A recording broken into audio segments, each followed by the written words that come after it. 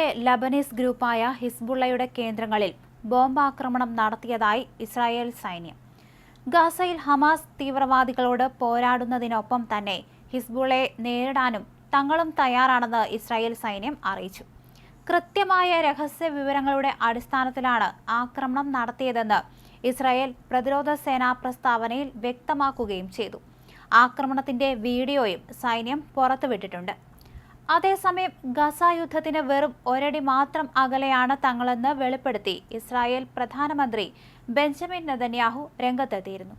അതേസമയം എല്ലാ ബന്ദികളെയും ഹമാസ് മോചിപ്പിക്കുന്നതുവരെ ആരൊക്കെ എന്തൊക്കെ പറഞ്ഞാലും വെടിനിർത്തൽ പ്രഖ്യാപിക്കാൻ പോകുന്നില്ലെന്നും അദ്ദേഹം വ്യക്തമാക്കി.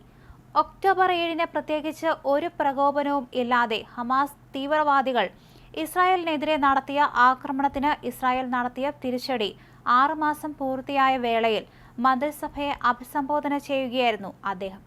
നമ്മൾ വിജയത്തിൽ നിന്ന് ഒരു പടി മാത്രം അകലെയാണ്. എന്നാൽ അതിന് നമ്മൾ നൽകേണ്ടി വന്ന വില വേദനാജനകവും ഹൃദയഭേദകവുമാണ്, നെതന്യാഹു പറഞ്ഞു. അതേസമയം വെടിനിർത്തൽ കരാറുമായി ബന്ധപ്പെട്ട ചർച്ചകളെക്കുറിച്ചും നെതന്യാഹു തുറന്നു പറഞ്ഞു.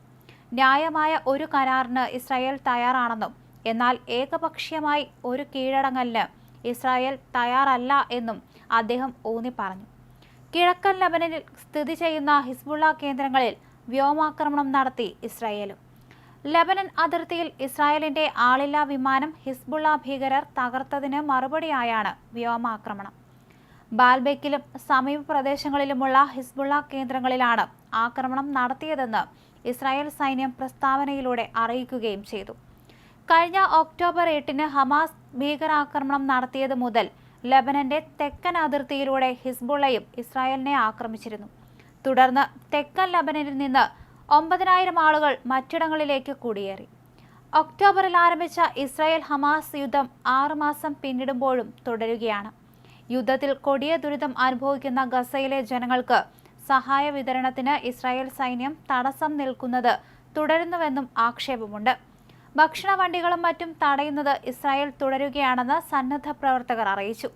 ജീവകാരുണ്യ സംഘടനയായ ദ വേൾഡ് സെൻട്രൽ കിച്ചന്റെ 6 സന്നദ്ധ പ്രവർത്തകർ ഇസ്രായേൽ നടത്തിയ ബോംബാക്രമണത്തിൽ കൊല്ലപ്പെട്ടിരുന്നു.